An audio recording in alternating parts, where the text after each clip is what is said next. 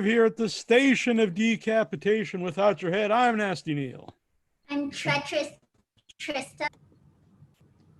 And we're joined here with the director and the writer of Lose, The Flower of Evil. Hopefully I pronounced that correctly. He will correct me. Totally correctly. It's a pleasure to be here, guys. I love that you have Neal in the coffin in your back. Once a Raven, always a Raven. Yes. Raven Banner, who set this interview up, set up Vampiro earlier. It's very cool to have everyone on here. And by the way, your name is Juan Diego Escobar Alzate. Correct. Yes. Yeah. So people who aren't aware, could you give them an idea of what Lose is about? Because it might be hard to explain if they haven't seen a trailer or in the movie.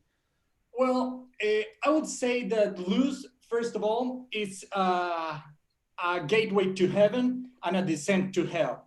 I don't consider Lose to be either a horror film full of jump scares or anything like that.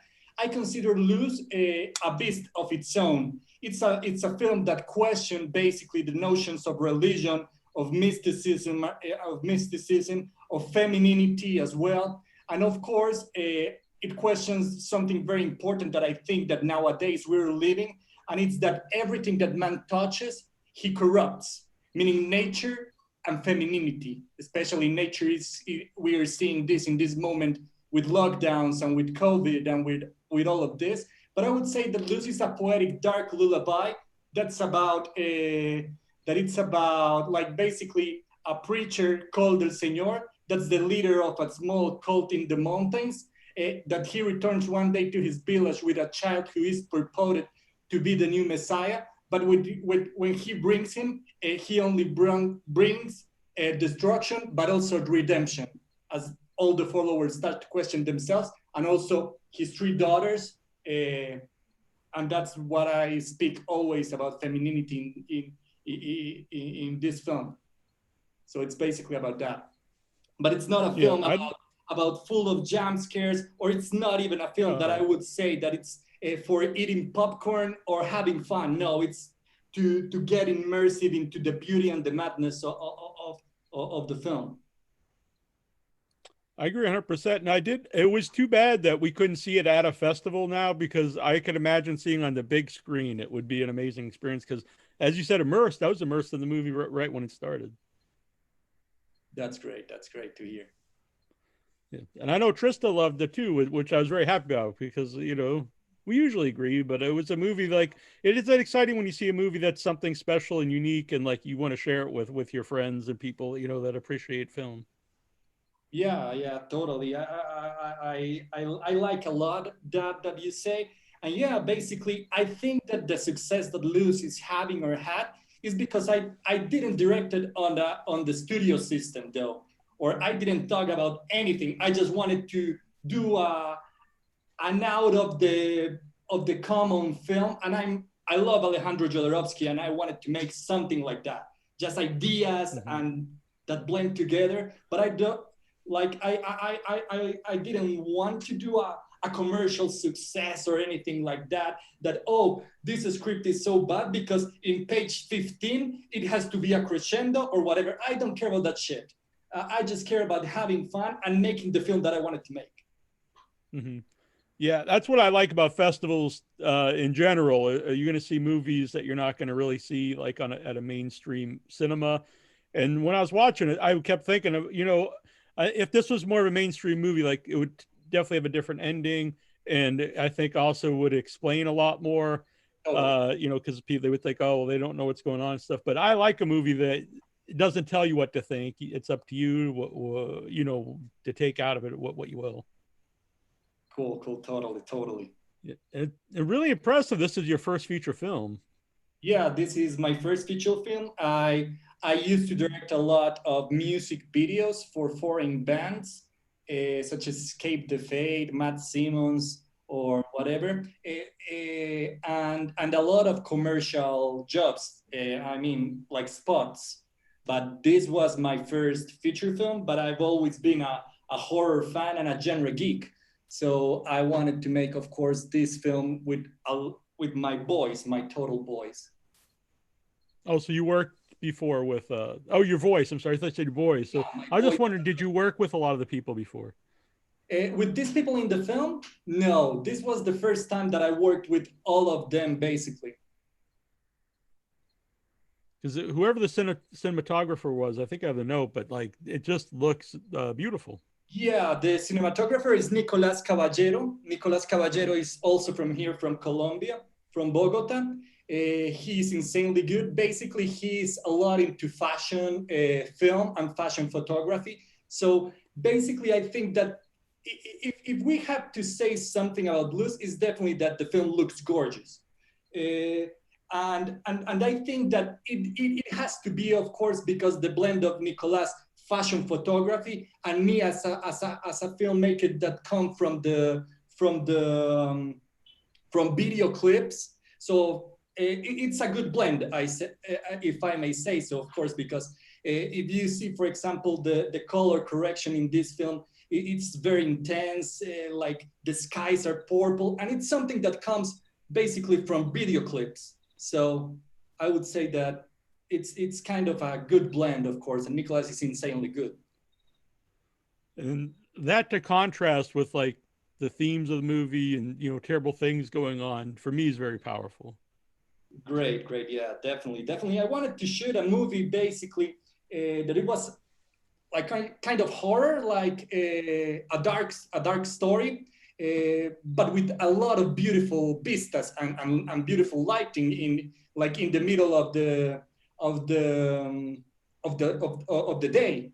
I mean, not in the dark, not like all the like basically all the horror movies that are very dark in the not only in the atmosphere but in the happens at night or whatever. So I wanted to have that contrast because not all the beautiful things happen in the day or neither bad things at night.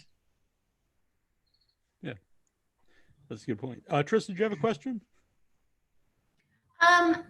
I do have a question. I'd first like to say that so I've been watching. Obviously, we watch a lot of films, and you are really touching on how experimental the film is, which it is, and it's very bold in those ways. But I'd like to mention that it also has a very strong story, because a lot of times I watch a lot of films that are very experimental and very impressive, but I'm not connecting as much because perhaps there's not the through line that brings me through. And so to piggyback on that, I'd like to ask about your casting, because your story is really supported by some incredible actors, and the film is just as powerful as it is aesthetically pleasing. Yeah, basically the casting here, the casting I think it's also very good. Like the protagonist, the girl protagonist is called Judy Vargas, and she's basically one of the most renowned actresses here in Colombia. He does a lot of soap operas and TV. Basically, here in Colombia, we don't have a lot of film industry or whatever. And yeah, casting this took us a while really to find the correct characters to direct him. I'm a director that directs through pain. As I say, I'm from I love Alejandro Jodorowsky and all his psycho magic and this kind of stuff. So I'm a director that directs through pain. Basically, I direct in order so I can heal and help heal the viewers and help heal the actors that are in front of the camera. So basically, I casted the persons that I thought that also have something more powerful to share rather than just being good actors, because they're really, in many parts of the film, they're not acting, they're exorcising demons, if I may say so. So it was very cool, of course, to cast these people, but it's not only about the acting, because sometimes I prefer just to let them do whatever they want because they're not really acting, if you know what I mean. Interesting. So along those lines, though, you said cast expelling demons stuff. How is the making of this movie? How's that affected you? Are you a different person after making the movie? Well, definitely I'm a different person. Definitely I'm a different person. I wanted to make this movie in order to heal many things and basically to to put on paper and on video the questions that I have about life. that are basically, I don't believe in God and I don't believe in the devil as beings, but I believe in the idea of God, in the idea in Spinoza's, the philosopher, idea of God, that is basically a God that it's everywhere, in a smile, on a waterfall, on your eyes, on whatever, but in nature, but within that God lives the devil. So are the same entity. And basically, I heal a lot of the things that I wanted, that I questioned throughout the movie. Basically, there's a story in my life that it has nothing to do with this particular film, but it has to do, of course, with religion. I'm not religious since I'm like 5 years old, and that's very important here in Latin America, because we're here in Latin America raised Catholic until whatever. Like, for example, if you see Mexicans, they are incredibly Catholic since the day they're born to the day they die. So yeah, there's a lot of stories that basically don't have to do with the movie itself, but are questions that I put throughout the movie that I had, and that I haven't answered though. But at least I had it now on paper, and I do. Oh, okay. Now I get so that I can question, and that people also can question themselves. And they told me, no, I think that the answer to this is this, because I don't have the answers though. I just put the questions. It's a movie that I noticed you have a cross tattoo on your arm. Yeah, I have both. Along the, how is the movie? How do people see it in Colombia? Like, I don't know if they, because it's at festivals now and just now on video on demand. So I don't know if a lot of people have seen it, but yeah, it's really interesting what you're saying, because when we first shot the film, we definitely thought, oh, we will come to cinemas in Colombia maybe or whatever, but it started to have a great success outside and not inside. So, for example, the film has distribution in basically, I would say, all the territories by now. And in Colombia, we're just getting out to cinemas next month, because we were having a release, a theatrical broad release across the country. But of course, due to COVID, we cannot have it. But I would say that the more people that are into, and also because here in Latin America, of course, but here in Colombia, there's not a strong genre presence. So, for example, this kind of film, they just say this, no, that's super weird. I don't watch that shit. That's super weird. I don't understand it. Do you know what I mean? They just don't understand it, because they basically cinema here in Colombia, it's extension of the television. So basically, you go to the cinema just to see a 1 hour and a half TV show of comedy. So, for example, films like this definitely don't have a big audience, as, for example, they have in the UK or in the US, where the film's hitting hard. So, along those lines, how did you yourself get into films like this? Before even making them, but like, how did you find them? Oh man, that's a very interesting question. I've always, since I was a child, I've been a lot into films, because my father used to watch a lot of westerns on Sundays, because they pass it on the TVs, right? So I fell in love with westerns, and then since internet started to grow, I started to search those films that I watched as a kid, and most of them were spaghetti westerns. So I started to get a lot into spaghetti western, and then when spaghetti western ended, as you know, some directors started to make giallo films in Italy. So I crossed the path between westerns and giallo films, and I started to fall in love with horror, and that was my pathway to this dark side. Yeah, is it in Colombia itself? What is it? How do you go about like pursuing, I want to be involved in making movies? I don't know if that's something that's easily done. No, not at all. Not at all. It's super weird here. For example, when I was in school, everybody, when we were graduating, everybody knew what they wanted to study. And of course, they were engineers like just the common careers or whatever, just the common things, engineering, or I don't know, whatever. And I didn't have a clue what the hell was I gonna do with my life. And I was like, what I'm going to do. I hate engineer, I hate math, I hate chemistry, I hate everything. So what's the only thing that I love? Films. And then I say, I'm going to try to make films. And I studied filmmaking. But for them, that was the thing that it was more unsuccessful. They told me that I would die of hunger. All of those things that definitely aren't true. So I made my path. But well, I'm glad you haven't died of hunger.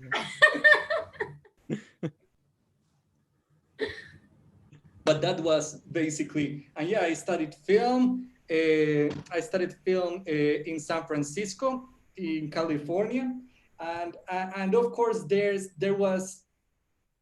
I fell in love with many things, but also in San Francisco, I fell in love many with something that also brought me to this kind of films that was punk rock, right? I used to be a punk rocker when I was young and a skateboarder, whatever, just when I was young. And I just didn't remember that. But when I was studying in San Francisco, due to my loneliness, of course, I went to these shows and I started to fall in love again with this kind of vibes. And I started, of course, with this kind of people. And there was a small group of people that love horror films, and we have so much fun there. So, of course, my childhood brought me to that place. I don't know, it was fate or whatever, but it was super cool because I've never had, for example, here friends that like the things that I like in Colombia.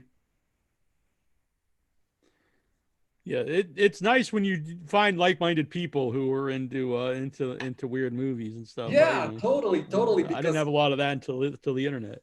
Totally. Imagine if we're fucking misfits in the world. Imagine here in Colombia. I mean, we don't fit in. If we don't fit in the world, such as genre lovers, imagine here in Colombia that everybody just drinks coffee and like reggaeton. I was thinking the one thing I know is coffee, because I drink a lot of it, and a lot of it's Colombian coffee. You do make good coffee there, I'll say. Totally. They make insane good coffee here. Yeah. Now I agree with Trista about the cast, because it was a good point, because a lot of people talk about the visuals, but the movie works as a movie. I think it's all the elements coming together which really makes it something. And you said like you weren't necessarily like worried about getting the best actors, but so how did you go about that? What was the actual process like of casting the movie? No, like, it's not that I didn't want to have the best actors. No, totally. I understand. Yeah, I'm not saying that because I think they're all excellent in the movie, but I'm just wondering like what would the process was like. Yeah, no, totally. I wanted to have the best actors, but also the best actors that has something to heal. So they're not acting, they're healing, is what I wanted to just say. So basically, no, it was just like a regular casting. They go to a place. I started to question many things about their lives, their problems, what hurts him, what they love, if they have lost somebody. And I started to question basically that kind of thing, because I'm a very mystic person, or believe very much in mysticism and energies and connections and whatever. So basically, one part of the casting was basically telling stories. I mean, telling me your story of life. And based on that story of life, when they interpreted the characters in the casting, I pulled some triggers. Do you know what I mean? Like, remember this that you told me? So they act in that sort of way. So it's basically kind of like that. But it was very interesting. It was very interesting. I always believe that we as artists, not only actors or whatever, we do art somehow just to exercising whatever the hell we are. And basically to exercise our pain, our doubts, our fears, our whatever, what we want, what we desire, or whatever. And basically, I think that the acting process is not far away from being a true art. I mean, one of the 7 arts, it should be one of the 7 arts. Acting is, we couldn't have film if it was done, if there's what there was in acting. So I don't get what the hell is not there. Did when you were doing that, did that affect the script at all, or even how you saw the characters? Like depending on when you're talking to them, if they had a personal experience that you found interesting, and either not necessarily incorporate that into the script, but maybe you would see the character in a different tone. No, the script was something that wasn't like, for me, it's not something that was changeable or whatever. For me, not, because it was a story about mysticism, and it was like every bit of the film has something that I wanted to question. So that's basically why there's a lot of dialogue. So people say, what, there's a lot of dialogue or whatever. I say, because I needed to question. And I could have gorgeous vistas, but I needed to question things. And basically, preachers just preach. They talk, they need the word to preach. So it's interesting about the dialogue, because I watched it twice, because sometimes I was watching, I really got hooked into it, and I wasn't reading along with it just because I was into it. And in a way, you almost kind of understood what was going on, even if I didn't understand the language. okay, that's cool. That's cool though. But I watch it, I would still, make sure. But anyway, it was just, it's a very powerful film on many levels. Great to hear that. Great to hear that. Do you have another question, Trista? I do have a question. So I'm sort of fascinated by this idea of mysticism that you're talking about. And I can see that in the film, now that you say it, like that definitely registers for me. But, and forgive my ignorance, I guess I'm just not sure exactly what it means. If you can you explain that concept to me? Which concept exactly? Like, I mean, because I think I explained it though, like the concept of mysticism through the, basically the film is about dualities. And mysticism in this case has to do along with faith, with religion. Not always mysticism has to do with religion. I can be a mystic person that don't care about religion. In this scenario, mysticism means having religion or having God within you, or God outside of you. Like, for example, that's why we have all of these gorgeous vistas and incredible wide lenses with landscapes, because I believe that nature is our only God and our only devil. And basically, there's a part in the film that describes very much what I believe about spirituality and mysticism and all of this, and it's basically when they say it's a line where the film's sending that you don't have to. Do you remember when here's a spoiler though, when they let go of Jesus? When the girl said just in the voiceover, by letting go of Jesus, I understand the true meaning of God. It's basically that. Lots of people think that God, you have to be at the church or whatever, and you cannot be a Catholic if you don't go to the church or whatever. I don't believe at all in that. For me, religion or faith is within you. Not going to a church or whatever and praying. For me, that's the preacher exactly that is here full of shit. Religion is full of shit, but faith is within you. So that's the thing of mysticism, basically, that I wanted to explain. I understand. Thank you for elaborating. And I actually wrote down killing God is the first step toward faith. That was our yes. That really struck me. Yes, exactly. That's the answer that I just gave, exactly. When I was talking with Trista, after we watched the movie, and she mentioned that it had a timeless quality to it, and I think right at the beginning, because I expected by the look of it, I thought took place like 100 years ago or 200 years ago, and then they find the tape recorder, and so then it's but then also the tape recorder is buried and it looks very old. So you're not really sure what time this is, because I don't think it's a modern. I don't think the tape recorder is a modern technology. I think it's a old technology within the film. So it could be modern to us right now, or it could be even in the future from now, which is interesting. Yeah. I didn't like. If you ask me, in which time was this film or was set it I wouldn't know really. I wouldn't have a clue. I just wanted to have this film that was a temporary. I don't know if that word exists in English, like not temporary, like from different times, so that people start to wonder, oh, I'm watching The Witch, like I'm watching Eggers the Witch. Oh, fuck, there's a tape recorder. What the fuck this guy started to say? That's the point that I wanted people that, oh fuck, here's something that I want to watch. Why a tape recorder? Because they think, oh no, this might be a mistake. What the fuck, this guy didn't investigate it or whatever. Do you know what I mean? Yeah. Yeah, and the point in the movie is that it's foreign to the daughters. It's totally out of their realm. They've never seen such a thing before. Totally.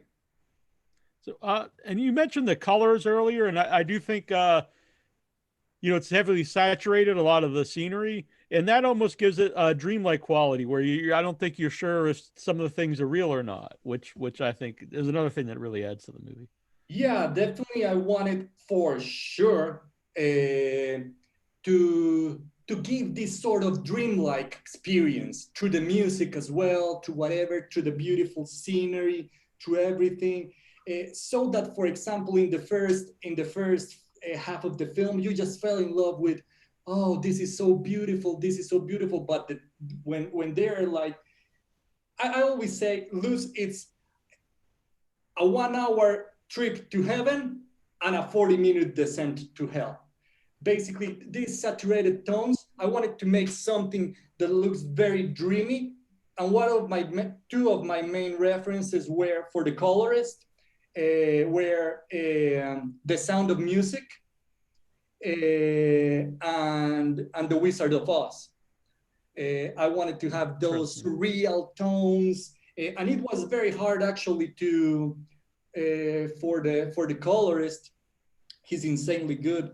They have a company called We Make Color, and he told me that it was very hard technically, because I wanted the color so saturated that most of TVs pop up, like the TV doesn't recognize that tone. So he had to do it in the perfect spot. So for example, it can work in your TV, in my TV, but in the cinema, because all of us has different TVs with different color space. So he told me that it was very hard. Yeah, it's something I wouldn't normally think about. About, you talked about the cast. How did you find the crew for the movie? The crew for the movie. Well, most of them, I have worked with them before on commercial things, like on commercial spots or video clips or whatever. With the director of photography, I knew him from another movie.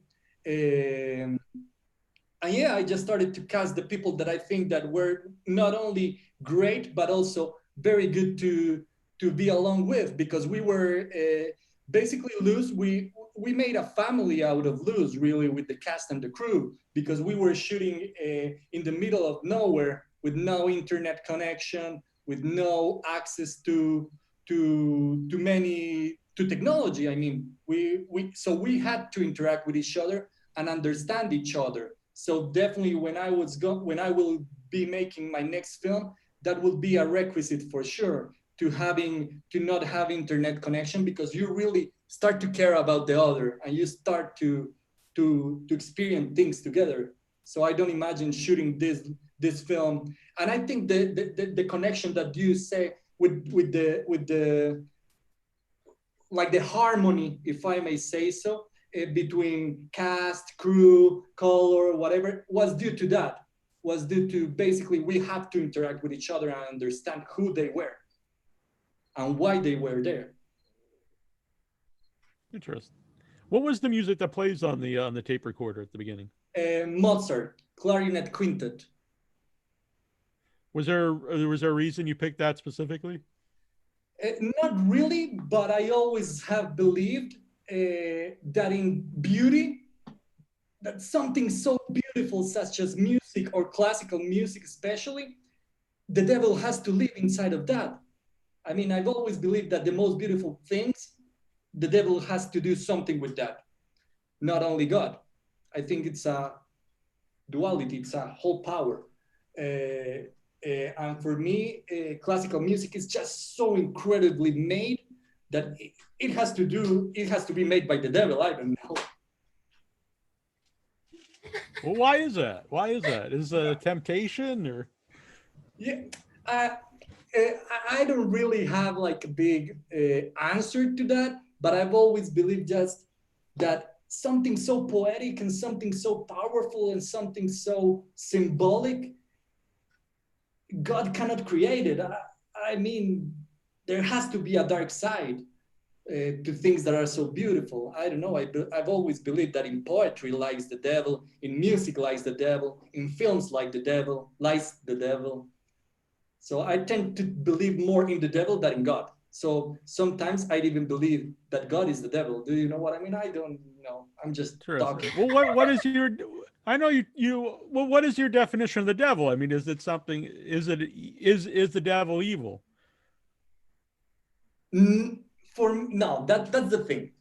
Like for me, it's exactly what I said about the idea of Baruch Spinoza, the philosopher. Like there cannot be good without evil. It has to be the same thing, and it's basically like just like your shadow. I mean, you cannot live without your shadow. You cannot kill your shadow. You have to kill yourself. So basically, you're two persons, but you don't know the other because it's the same as you are. Do you know what I mean? Like us, yeah. No, isn't I find it very interesting, and I mean, it's really connected to the movie, kind of the idea of two sides of the same coin. Yes, exactly. Yeah, that's what's basically Luz.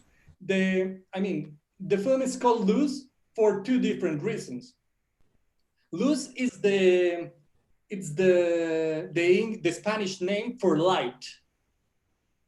I mean, it's the Spanish name for light. And also, if you see the three characters of the film, they are called Laila, Uma, and Sion.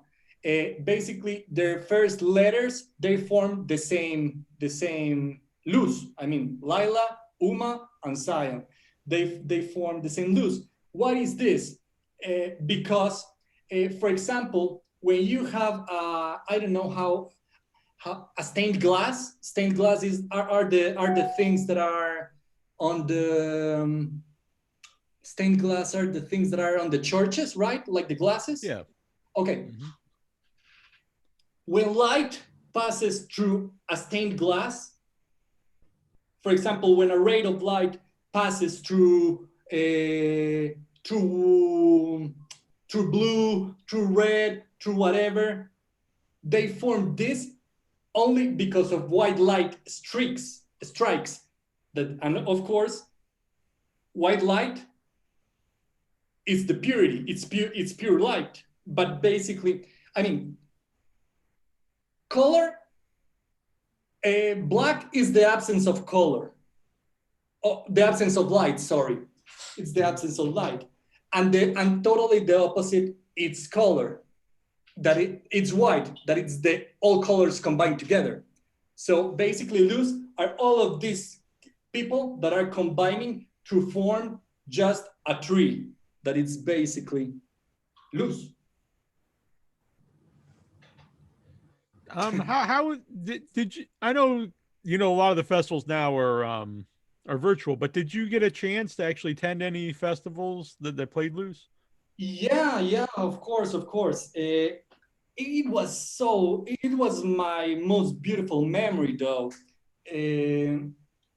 Uh, as I say, I didn't knew how well this film will perform outside of my country. So I just started to submit it to film festivals. And I've always dreamt as a as a genre geek of sieges. And the first festival that I submitted was the first festival that the film get into, and it got into the main category. I mean, with Richard Stanley and with so incredible directors that I met in Sitges, and I was competing, like my small film was competing against the filmmakers that I adore. So it was for me very, very incredible because I don't give a shit about the Oscars. I don't give a shit about Sundance. But I do give a shit about Sitges and about those kind of things, Fantastic Fest, Fantasia, those kind of festivals. So yeah, I attended Sitges. I attended Morbido in Mexico. We won Morbido, and the story of distribution. It started, of course, due to Sitges. Like for example, Raven Banner pick up the film at Sitges, and that's how I started to know, of course, the whole Raven Banner family. That they opened me many doors. If there weren't for them, of course, my film will be a local film. A local film, I mean, in Colombia. But it was discovered, of course, thanks to Sitges and thanks to them. And I was in Morbido. I went also to Buenos Aires, Rojo Sangre. I was also in Glasgow Film Festival in Scotland. So yeah, and there were, of course, many others that I would have went because, of course, with this COVID shit, oh man, it took me 5 years to make this film, and of course, the thing that I loved the most was film festivals. As I started to knew what the experience was, and for me, of course, it's very hard because another film will take a while until we made it, so it can go to festivals. So basically, we lost half of the festival route in terms of my presence there, of being presential. Yeah. So yeah, it kind of sucks. Yeah, definitely. Yeah, especially like you said, you take 5 years, and this is your first feat. All those reasons and not being able to attend. Yeah, But it's cool that you got to go to Stitches, which I've total. never been to there. But Oh but it's one man, of the main things I miss definitely is film festivals you and going to have the to movies in go. general. You have to go. I mean, I haven't been in Fantasia or Fantastic Fest that I think are the largest one in North America in genre. But dude, this is a whole city that just lives and breathes genre cinema. A whole city, not just a little spot. It's a fucking whole city. It's incredible. Yeah, that sounds good. I saw you did really well at Buffalo Dreams Fantastic Film Festival recently, and that's a festival I normally attend, but I couldn't this year. But I was happy. I mean, it looks like it's doing really well at all the festivals. Yeah, I mean, Luz is playing very good at all the festivals. However, in the US, it's coming along pretty well. Like we won basically all the top prizes at Buffalo Dreams, and Hmm. afterwards we won all the top prizes at Horrible Imaginings, also in the US. So yeah, and those are the only two festivals that we have played in the US, and now it's coming CineQuest, and that's it. Yeah. And we just started doing stuff with Raven Banner, Trista and I for the show, and they have a lot of interesting titles, which I like. I like, they put out stuff that other places might not, take a chance with because it doesn't necessarily fit into a lot of different genres. It's you call it a Yeah, horror movie, but is it really a horror movie? To me, it doesn't matter. It's an interesting movie. yeah, totally. I believe that Raven Banner, like for example, when I started to when I sent the film and they contacted me back that they wanted the film, for me it was incredible because of course I grew up watching their films, and I've never believed that they would pick the film. Like of course it was like sort of the same thing with Sitges. Do you know what I mean? Like Hmm. it's a dream, but they did come true. And yeah, and especially Raven Banner, they have like so many great titles that doesn't fit exactly in a genre or whatever. They explore, and that's very cool, of course, because they see potential in filmmakers, not only in films but in filmmakers, and I love that about them. They open me many doors, and that's why I say that once a Raven, always a Raven, as I saw Neal in the coffin in Europe.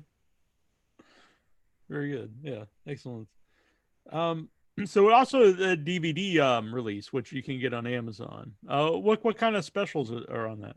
Yeah, the DVD it comes from Dark Sky Films in the US. The DVD is only available as of now in the US. The film just got released on September 15th on the United States and on Canada. In Canada, the DVDs specials are, you can get it at Amazon or Best Buy. I mean, like all of those stores in the US. And the DVD is pretty cool because it has a 1 hour feature, like the behind the scenes, 1 hour behind the scenes of how we made the film, 1 hour documentary of our Sitges premiere, right? Just like we experienced in there, we were videotaping everything. I went there with some of the cast, with 3 members of the cast and the producer, and that's it. That's there. We have also the original soundtrack, and I think that's all. That's good, though. Yeah. I think that's all. We would need a Blu-ray edition to fit more content, but hopefully someday we can have that Blu-ray, man. I'm dreaming of that Blu-ray, but in the US or Canadian version, of course, because, man, this movie is worth the 4K, or do you know what I mean? The 4K or the 4K or whatever. Yeah. I mean, it's a film that deserves it to be watched with all the film grain, all the little things. So of course DVD. Not just because you're here, but I agree with that. I think, like I said earlier, but I really wish I would. It's a movie definitely I would like to see it on the big screen. Yeah, totally on the big screen. I would love this on the big screen. And in festivals, it's the only time that I watch it on the big screen, because we haven't had yet a commercial release in theatrical. We will have it later on October in Mexico. And on October also here in Colombia and in Russia, but only in those 3 territories in theatrical, and on Greece. So do you know what I mean? What the fuck? I was incredibly like surprised when they say like Greece or Russia, my film in Russia, what? And they send me the dubbing, and I was like, holy fuck, this is real. Yeah. Yeah, I mean, you said you thought maybe just be a local movie, and maybe in Colombia they're not into this weird horror movie, and now it's playing, in Greece and, and Russia and States and Canada. Totally, but yes, as I made this film, of course, like people started, and genre, especially here in Colombia, because we're such a small country in terms of filmmaking, genre film started to get a lot of attention. Not genre film, but for example, Luz started to get a lot of attention because, of course, it was one of the only ones. So that's also, it's very bad, but also very cool, because of course there's not a lot of people doing so. So your film highlights over the other ones. Right. Trista, do you have another question? Sorry. Yeah, I do have a question. You're mentioning that there's less filmmaking going on in Colombia, so it's a little more appreciated maybe. So here in LA, independent film can be a little tricky. They can be real sticklers for permits, etc. Is it a little easier to navigate that then? No, here in Colombia, it's incredibly simple. Incredibly simple. You just, I mean, as I lived also in San Francisco and studied in San Francisco, I remember when I was in school, like asking for a lot of permits or whatever. They were or expensive, or you have to do a lot of things to have it for free. Here in Colombia, it's basically way simpler. You just go to the person, like for example, to the place that you want to shoot, or to the police. Just is give them a letter. Why are you shooting this? Is this for commercial stuff? Not commercial stuff. If they agree, they just sign. If not, you cannot shoot. But it's basically free.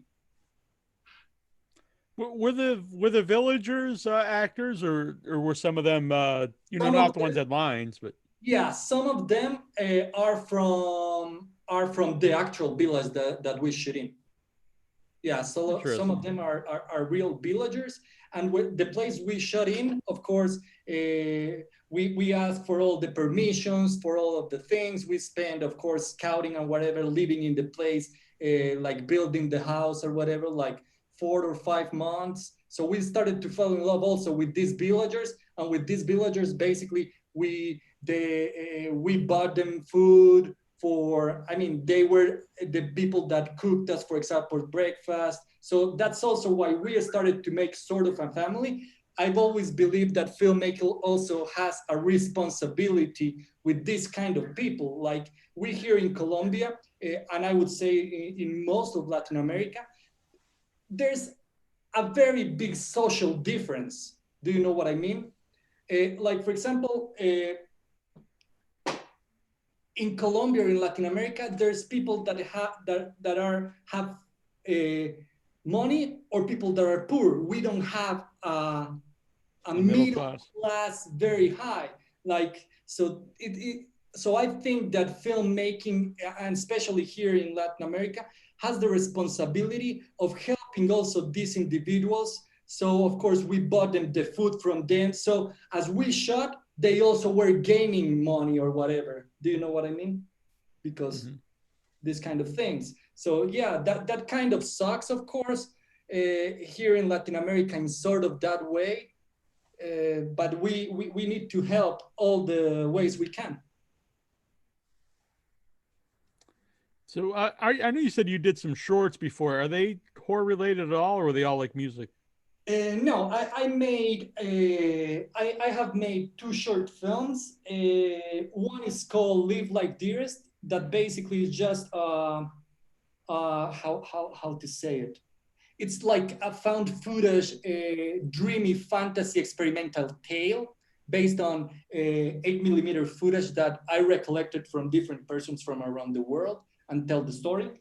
And the other one was my grad school short film that it's called The Colors of Hope and Wonder, that it's basically a version, not a version, but it's sort of like the Goonies. It's like adventure fantasy for kids, Interesting. Yeah.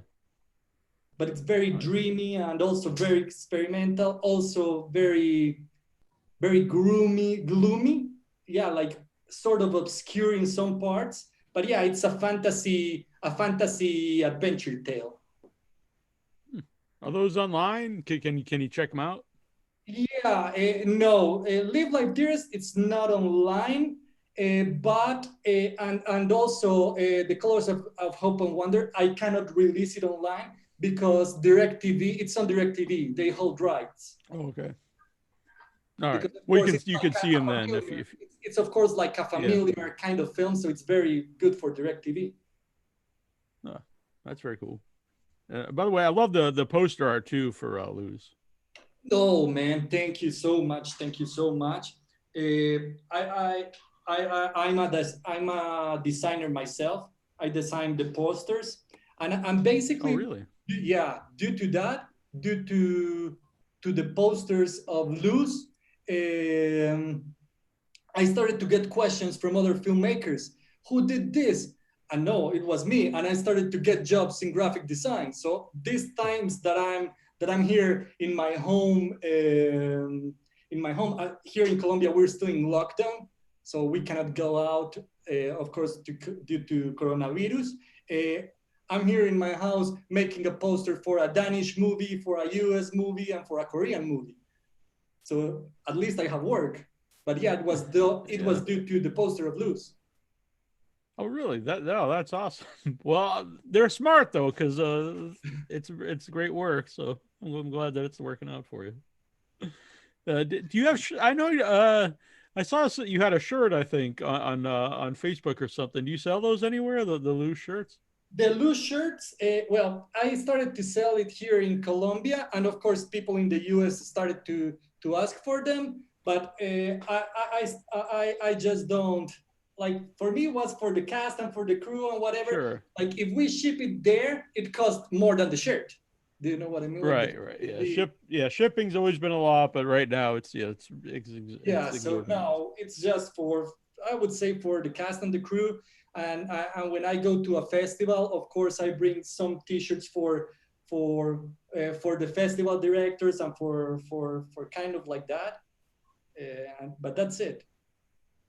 Yeah, yeah. Trista, do you have another question or comment? I'm wondering, so you do poster design? You're a filmmaker. Do you do any other sorts of arts? No, it's all basically like film related. Well, I started to. Well, the reason why I'm not like, for example, a designer professionally, but for example, I didn't like the designs that they were making of the film, and I was like, no, shit, no, I know how to use Photoshop, and if I have to spend 70 hours doing the poster that I want, I will spend 70 hours. Do you know what I mean? So I started to recognizing everything, and now I can design super fast, and I fell in love with the job of graphic design. But also, I mean, I'm a colorist for film. I edit, I write, of course. Yeah, but mostly due to filmmaking. All of this was due to filmmaking, but no other arts at all. No, I saw you working on another feature. I don't know if you can say much about that. Yeah, well, we cannot say much about it. It's Yeah. called Searching for the Black Rainbow, and it's a folk horror, Lovecraftian spaghetti western that is set Interesting. in the middle of the jungle. And yeah, it have had as of now a great success.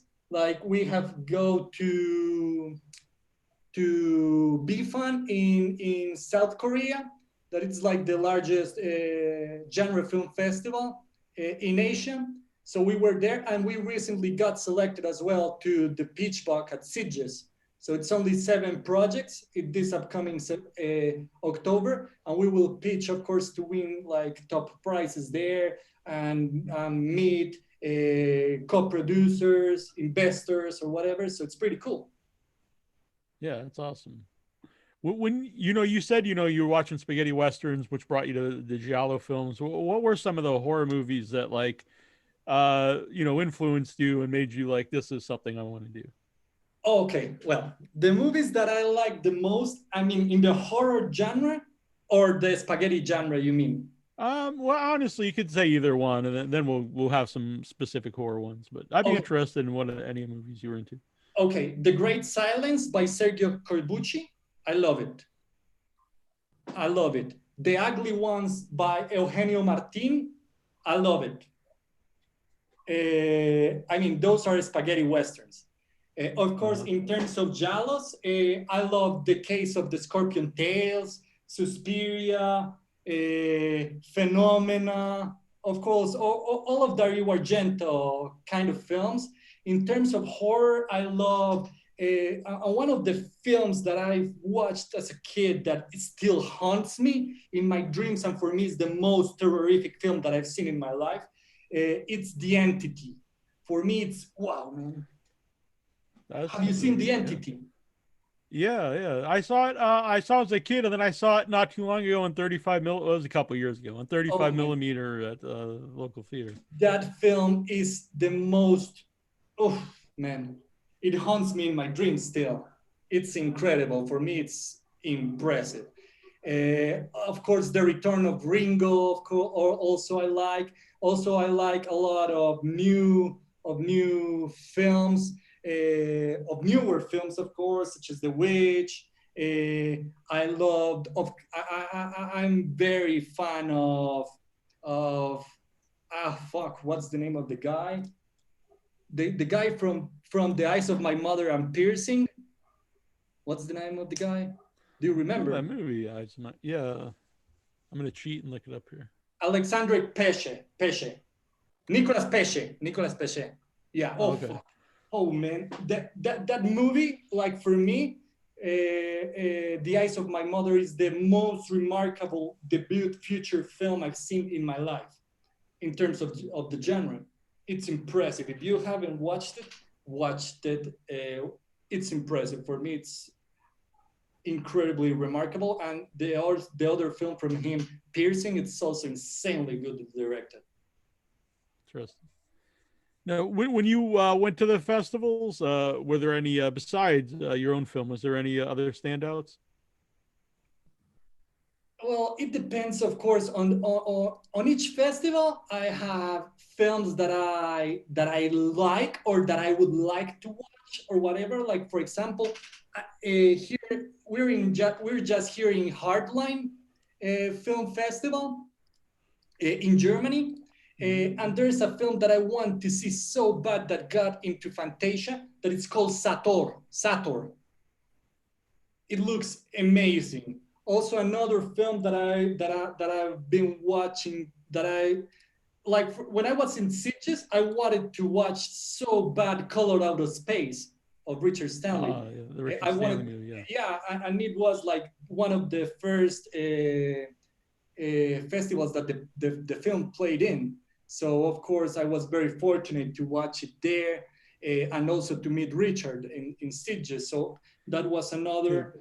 Richard Stanley's amazing. A cheap plug for Without Your Head, but there's two interviews. One's a short one recently, but there's a one from a few years ago before he started making movies again. It's like 3 hours long, and people should check it out. It's one, and we weren't doing video yet, and I regret that because he was in his castle that he lives in, and he had this crazy hat. He was smoking not tobacco, and I really wish I had it on video, but the audio's up, and it's very fun. That's super cool. That's super cool. Yeah, and other films that I would like to watch that I've seen like in festivals or whatever that my film have played in. Yeah, Al Morir la Matinée. It's like a film that's from Uruguay that's playing in Sitges and on different festivals, and it also in Heartline and also in a festival in Spain that my film is in called Curtas, and the film looks stunning. For the Sake of Vicious, also from Raven Banner, I want to see that one so bad. It's cool also from Raven Banner that it's from Brazil. I wanted to watch it in Fantaspoa in Brazil. So yeah, a lot of very different titles that I want to watch or that I when I was in the festival I wanted to watch. But definitely the film that haunts me the most or that one that I want to watch the most in this moment, it's Sator or Sator. I don't know how it's pronounced, but it looks incredible. It sounds familiar. I have to look this up real quick. It looks incredible. It played it in Fantasia, and I don't know. I think that just I don't know if in TIFF, but in Fantasia it played. All right. It looks. I'll have to look it up later. But yeah. And I like that you're into other movies. You know, you're not just talking about your own stuff. No, I appreciate that you're clearly a fan of. No, not at all. I do movies, as I told you. I do movies because I fell in love with. I didn't know what else I love, and I am a filmmaker thanks to the other filmmakers. So do you know what I mean? So of course, I love watching movies and I love investigating about movies, about everything that has to do with filmmaking, with new techniques, with everything. And of course, in the genre, of course, I'm always investigating about new films, new directors, new whatever. Was Conrado, who plays El Senor, is he in is he in a lot of stuff in Colombia? Because I thought he was tremendous in the movie. Everybody say that and shit. Like everybody say Conrado was great, and I'm so like I don't know what's the word, but Conrado it's a man that now started to get old, of course, and he hasn't had the big chances here in Colombia. Now with Luz has opened to Conrado insanely big doors because there were very many doors that were closed for for him, like to him. Do you know? And now with Luz, it has been like a reborn to his job or his craft. But definitely he hasn't had those much chances. I think it'd be a hard character to play because he does a lot of things that are, despicable, but yet he has to have a lot of presence and charisma for people to follow him at the same time. Totally, yeah. He always say, Juan, this is the best character of my life, and I fell in love with him since the moment I read the script. And thank you for this character. He always thanks me for that character. I know I should thank him though for that interpretation because it's so fucking good, because it's very raw. Oh yeah, yeah. Has there actually has there been any backlash to the movie? Because I don't think the end is expected, which is good by me. But I could see how some people might have an issue that I don't want to spoil the movie, but maybe some people don't get their comeuppance or anything like that. Has there been like anyone who's not just not like the movie, but were mad about the movie? Mm, well, Maybe not so much a festival audience would be that way. Yeah, as far as I know, like nobody has told me, oh no, or they're pissed because of the ending. Because I think it's an experience though. I think the film, I mean, or you like it or you hate it. It's not a film that has a middle point. Or you like it or Yeah, you I love could definitely. No, so it's not a movie someone's like, it's okay or something. Yeah, I can see Yeah, that. exactly. I don't think that they would say, "Oh no, the movie's good," but can't. No, they like it or they don't like it. I don't think there's a middle point in this, and I love that because that's basically fate. Fate is black or white. Much like the movie, right? Yeah. Yeah, black, white, but it's not in the middle. Mm-hmm. So yeah, I definitely. Yeah, I know that the film have haters, will have haters, of course, but also will have lovers and have had lovers. So it's just art. Yeah.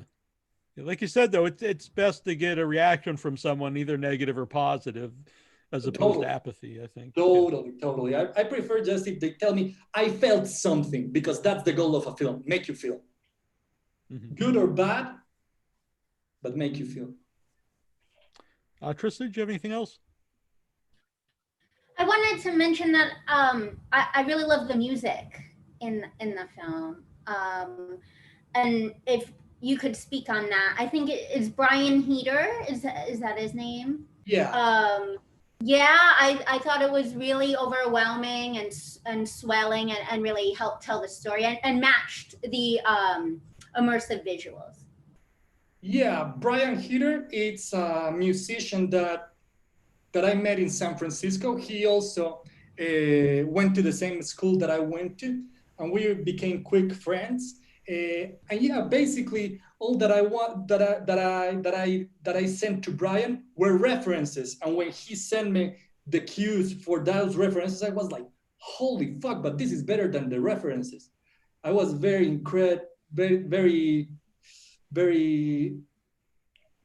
what's this word? Very impressed. I was very impressed with what Brian did, and also some things that I would like to highlight, of course, due to technology, of course, was that just a guy can do a lot of things with a computer and a piano and whatever. Do you know what I mean? Nowadays, it's impressive. Like, for example, Brian did the whole music by himself and his girlfriend, and that's it.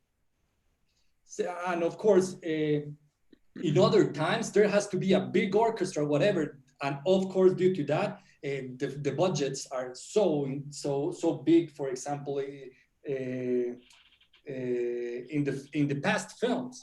And now of course things are easier, not easier, yeah, easier in some sort of way, also with the cameras, of course.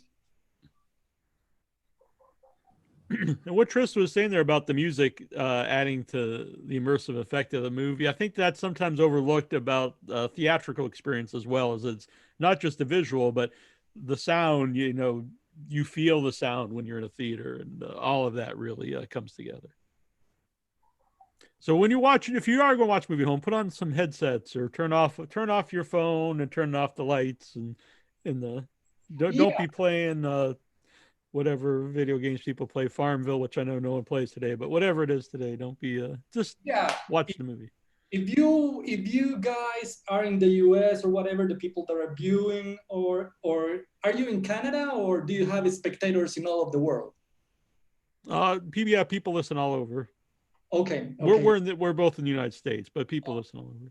okay. If you're in the United States or in Canada, that's only the places that the film has got a release yet. Yeah, don't turn off your phone or whatever. Don't go to the bathroom because it's a film that you get lost in just 1 minute. It's a whole experience, a whole ride. So don't go or popcorn or whatever. It's not a film that you go with your girlfriend and start to kiss or no. It's a film that it's better experienced on your own, not with anybody else, if I may say so. Yeah. And you said right away, honestly, again, not just because you hear it, like right away when it started, I was right into it. The stark visuals and everything. I was like, oh, this is going to be something that I want to pay attention to. Great, great, great. So turn off your phones. Exactly, which I recommend for any movie, but especially for movies. So where can people? We mentioned you can get on Amazon. Is there a website people can follow to see what's happening? Yeah, sure. We have a Twitter account and a Facebook account. In Facebook, you just can search for Lose the Flower of Evil. And on Twitter, we are as, wait 1 second, I check, Lose, Luc Film. Lose Film. We're just like that. We post several updates, of course, to people so they can pay attention to what's happening, to have them, of course, in the state of the art of what's happening with the film. And yeah, the film can be seen now on VOD, also in major VOD outlets such as iTunes, Apple TV, Amazon Prime, Fandango, Now, Microsoft PlayStation, all of those, you can watch the film now. Excellent. And how about yourself? Can people follow you, see what you're up to? Because I for one, very interested in see what you do next. Yeah. They can. I only have Instagram. It's at JDEA and the number 13. JDEA 13. Okay. All right. Very good. Well, it's been awesome. I know both of us love the movie, and I hope people check it out and continue success with it. Yeah, of course. Thank you for this invitation, and I'm glad to, yeah, like the word spreading. Of course, for indie film is something such as important. The word of mouth. It's how you call it. Yeah, Yeah, word of mouth. Yeah, it was yeah. actually when we announced you were coming on. Some people I know from the film festivals who make their own movies that were excited that you were coming on, and I know Gregory Lamberson who runs Buffalo Dreams Fantastic Film Festival. He's excited to listen to the interview. So, like you Oh, said, that's people are hearing about the movie, finding out about it. yeah, that's cool. That's cool. Of course, also to say it's important that if you watch the film, please rate it on IMDb. Also, Mm-hmm. if you can in Rotten Tomatoes, that's fantastic. Of course, that's very important for we as indie filmmakers, and also for indie distributors. It's also very important to know the opinions of the people. Yeah, definitely. Yeah, and thanks Raven Banner for setting this up. We appreciate it. Yeah, for sure, for sure. Thanks everyone for watching. Thank you. Thank you. Thank you. Yeah. Thank you. Bye bye. Thank you. Thanks for Bye. doing this. Bye.